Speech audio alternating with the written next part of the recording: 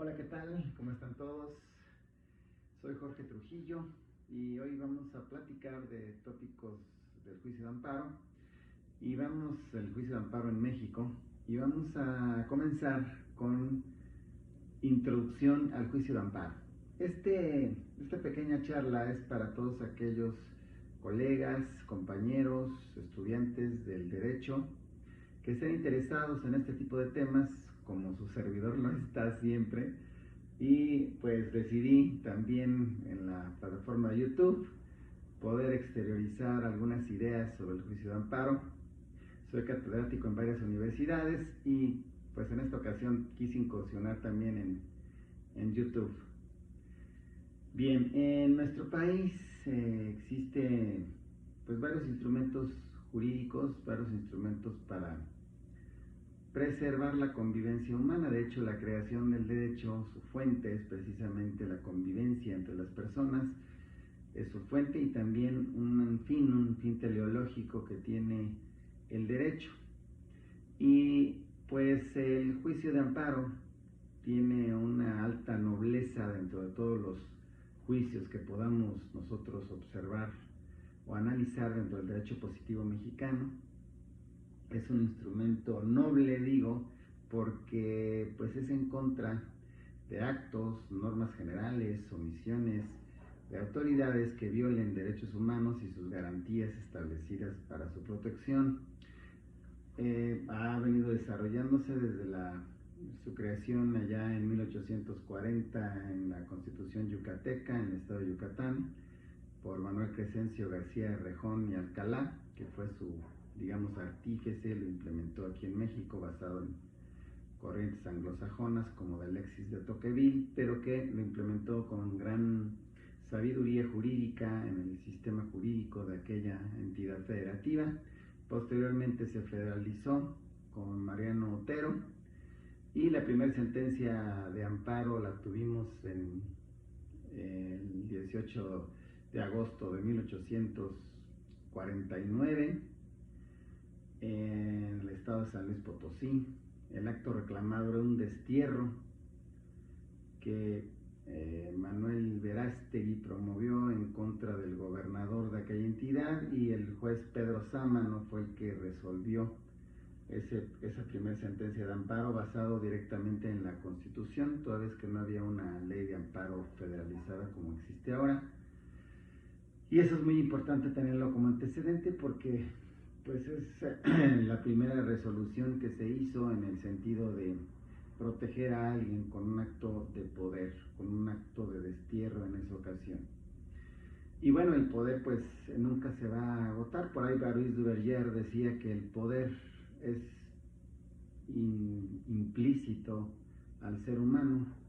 El ser humano siempre va a pretender dominar a los demás, y decía que ese poder se va a extinguir hasta que se extinga el penúltimo hombre. Entonces de ahí esa situación. Por ello reitero que el juicio de amparo en México es un instrumento de alta nobleza que precisamente frena ese poder innato a la naturaleza del hombre. En México hay pues tres acontecimientos históricos que vienen a situar lo que hoy conocemos como el juicio de amparo en México. Antes de entrar a alguna definición, esta es una introducción solamente al juicio de amparo, pero existen tres paradigmas fundamentales desde este punto de vista que vienen a colocar al juicio de amparo como un instrumento de defensa constitucional y convencional, no solo de alta nobleza, sino de alto alcance. De hecho, su alcance tiene como límite únicamente la argumentación jurídica. Y esos tres parteaguas, digamos, tres parámetros o tres paradigmas que vinieron a consolidar el juicio de amparo como hoy lo conocemos, es primeramente aquel caso en los 70 de Rosendo Radilla Pacheco, una violación ahí de derechos humanos grave, desaparición forzada de persona, que desde los 1974-75 desapareció, y su familia emprendió una búsqueda vehemente, insistente. Nunca se encontró. solo se advirtió la violación de los derechos humanos de esa magnitud.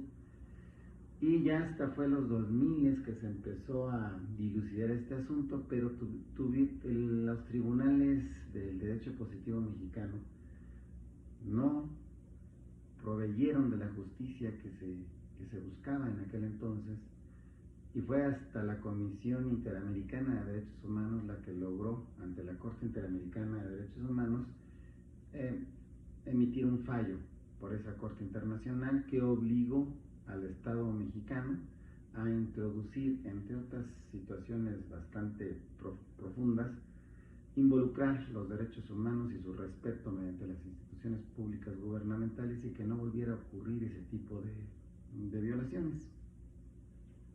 Posteriormente, y consecuencia de ello, en junio de 2011, vino una reforma constitucional en donde pues ya se involucran los derechos humanos como una obligación de toda autoridad de proteger y respetar estos derechos prístinos del ser humano, y no solo ellos, sino también buscar su protección a la mayor protección posible del gobernado, conociéndose esto como principio pro homine.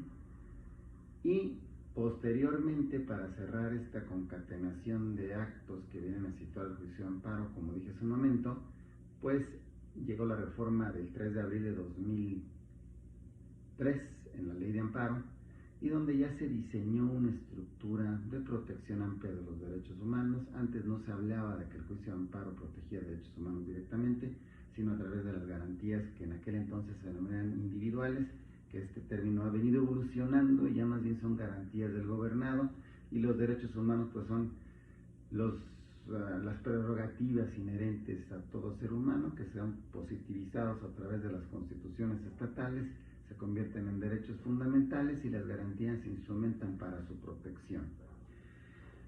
Todo ello vino a conformar ya un espectro mucho mayor, amplio, de protección de derechos humanos en nuestro país, y el juicio de amparo pues es el instrumento por antonomasia de protección de estos derechos, sin soslayar a otras figuras de control constitucional, pero que no están diseñadas exprofesas para el gobernado en sí. Tenemos por allá las facultades de la Corte en las acciones de inconstitucionalidad o en las controversias constitucionales, que también son medios de control constitucional, como el amparo, como lo vamos a referir enseguida, pero que no están diseñadas exprofeso para la protección de las garantías de los derechos humanos de todos los gobernados. Y el amparo pues sí tiene ese alcance, tiene esa finalidad, y por ello hoy decidimos platicar un poco de la introducción del juicio de amparo. ¿Qué es entonces, después de este parámetro que estamos observando, el amparo?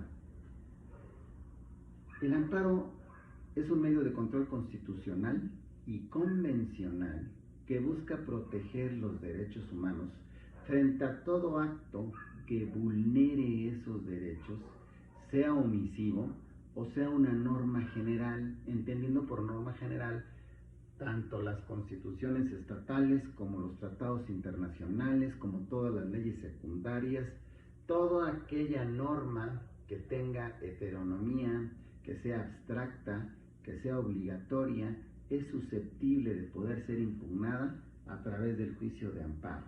Y también actos o omisiones de autoridades que violen derechos humanos, no importando la naturaleza formal de esas autoridades.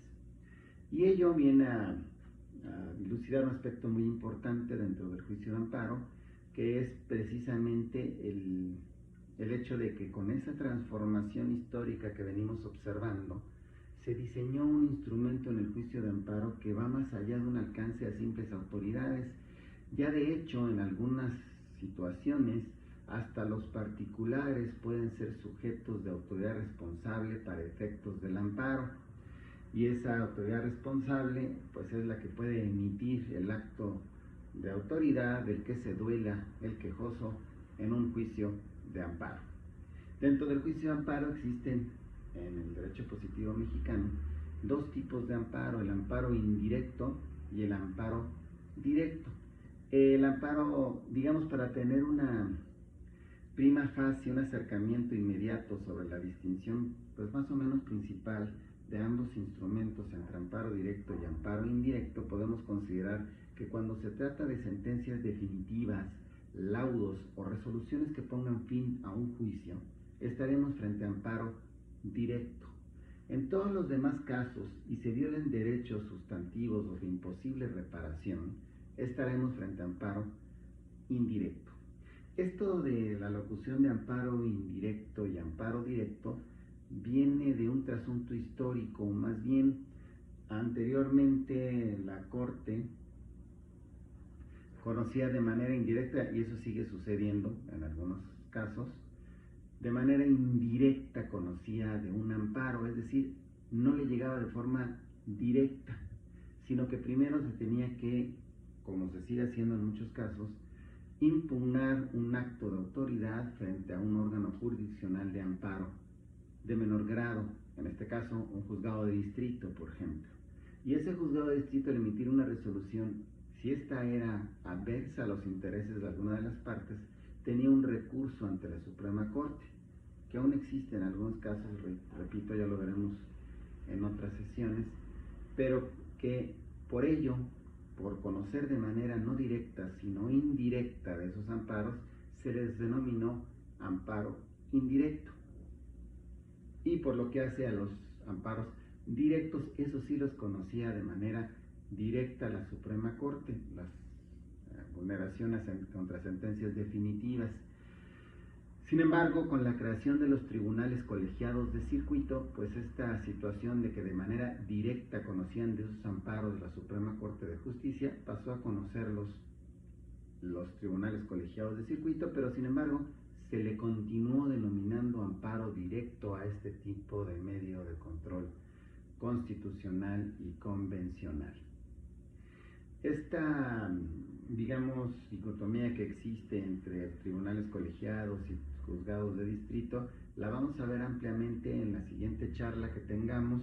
Quiero no aburrirlos en esta primera intervención, quise únicamente dejar un parámetro introductorio del juicio de amparo como un instrumento de medio de control constitucional y convencional que busca proteger los derechos humanos de las personas contra actos de autoridad que los vulneren. Y de ahí la comprensión de ese tema y su secuela, bastante resumida, de 3 episodios históricos que consideramos son importantes para ubicar a la fecha a nuestro juicio de amparo. Este canal lo voy a tener ya abierto a partir de hoy. Quiero que se suscriban y que sigamos en este tipo de charlas. Cualquier comentario, aquí estoy, y vamos en una próxima ocasión continuar ya con lo que es el amparo en sí, el amparo indirecto, el amparo directo y varios cursos que vamos a ir dando a través de esta plataforma de YouTube, y también diversas charlas concomitantes a estos temas constitucionales que son para ustedes y para mí pues de gran valía. Sirvo la presente para despedirme y mandarles un fuerte abrazo. Cuídense. Hasta luego.